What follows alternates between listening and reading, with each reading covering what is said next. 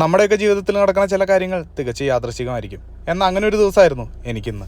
രാവിലെ 5:45 എണീറ്റിട്ടുണ്ട്. ശേഷം റെഡിയായിട്ട് ഗസ്റ്റ് ഇല്ലാതെ എങ്ങോട്ടാണെന്നല്ലേ.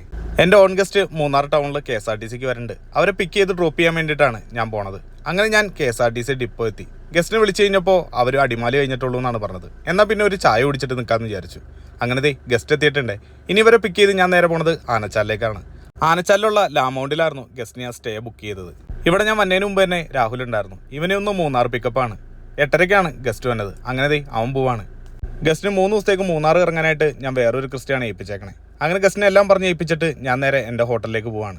പോകാൻ നേരത്ത് ഗസ്റ്റ് എനിക്ക് ഒത്തിരി ചിപ്സ് തന്നു. ഇതെനിക്ക് വേണ്ടിയിട്ട് അവർ നാട്ടിൽ നിന്ന് കൊണ്ടുവന്നതാണ്. അങ്ങനെ ഞാൻ തിരിച്ച് പറക്കാട്ടിലെത്തി. ഈ ബ്രോ മൂന്നാർ ഇറങ്ങാനായിട്ട് തിരുവനന്തപുരത്ത് നിന്ന് വന്നതാണ്. ആളെനിക്ക് കുറച്ച് നാൾ മുമ്പ് മെസ്സേജ് അയച്ചിട്ടുണ്ടായിരുന്നു, മൂന്നാറിൽ നല്ല ഹോട്ടലുകൾ ഏതൊക്കെയാണെന്ന് ചോദിച്ച്. അതിൽ ഞാൻ കറക്റ്റായിട്ട് റിപ്ലൈ കൊടുക്കുകയും ചെയ്തു. അതിൽ പറഞ്ഞ ഹോട്ടലുകളിലൊന്നാണ് പറക്കാട്ടിൽ. ആളിവിടെ വന്ന ദിവസം തന്നെ ഞാനിവിടെ ഉണ്ടാവുമെന്ന് ഒരിക്കലും പ്രതീക്ഷിച്ചില്ല.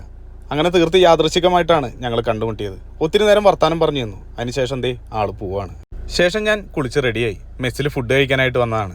രാവിലെ ഇഡലിയും സാമ്പാറും ചട്നിയായിരുന്നു കഴിക്കാനായിട്ട്. 10 മണി കഴിഞ്ഞപ്പോഴേക്കും ഗസ്റ്റിന് കോള് വന്നു. അങ്ങനെ ഗസ്റ്റിന് ലഗേജ് എത്തിയുണ്ടായി. ഇവിടെ നിന്ന് ഞങ്ങൾ നേരെ പോണത് ജീപ്പ് സഫാരിക്കാണ്. രാഹുൽ എൻ്റെ ജീവിതത്തിൽ ശരിക്കും കുമ്പടീനെ പോലെയാണ്. ഞാൻ എവിടെ പോയാലും ആളവിടെ ഉണ്ടാവും. ആള് ഗസ്റ്റിനെ മാങ്കുളം വിട്ടിട്ട് റെസ്റ്റ് എടുക്കുകയാണ്. അങ്ങനെ ജീപ്പ് സഫാരിക്ക് പോയ ഗസ്റ്റ് തിരിച്ചു വന്നു. ഇനി ഞങ്ങൾ നേരെ പോണത് അടുത്ത സ്റ്റേയിലേക്കാണ്. ലക്ഷ്മി സ്റ്റേറ്റിൻ്റെ അടുത്തുള്ള ഫോറസ്റ്റ് കൗണ്ടിയിലായിരുന്നു എൻ്റെ ഗസ്റ്റിന് സ്റ്റേ വന്നത്. അങ്ങനെ ഞാൻ പിക്കപ്പ് പോയിന്റിലെത്തിയണ്ടേ. ഈ കാണുന്ന വഴിയിലൂടെ 2 കിലോമീറ്റർ പോയാലാണ് സ്റ്റേയിലെത്തുള്ളൂ. ഗസ്റ്റിനെ കൊണ്ടുപോകാനായിട്ടാണ് ഈ ജീപ്പ് വന്നത്.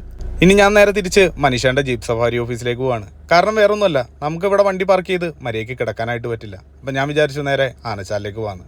അങ്ങനെ ഞാൻ ആനച്ചാലിലെത്തി. രാത്രിയായപ്പോൾ ഫുഡ് വാങ്ങിക്കാനായിട്ട് വന്നതാണ്. ഇവിടെ വന്നു കഴിഞ്ഞപ്പോൾ ഒത്തിരി ഡ്രൈവർ സുഹൃത്തുക്കളെ കണ്ടു. കുറേ നേരം അവരായിട്ട് വർത്താനം പറഞ്ഞിരുന്നു. ശേഷം ഫുഡ് വാങ്ങിച്ച് ഞാൻ നേരെ തിരിച്ചു പോവാണ്. അപ്പോൾ ഇന്നത്തെ വിശേഷങ്ങൾ കഴിഞ്ഞു. ബാക്കി വിശേഷങ്ങളായിട്ട് നാളെ കാണാം.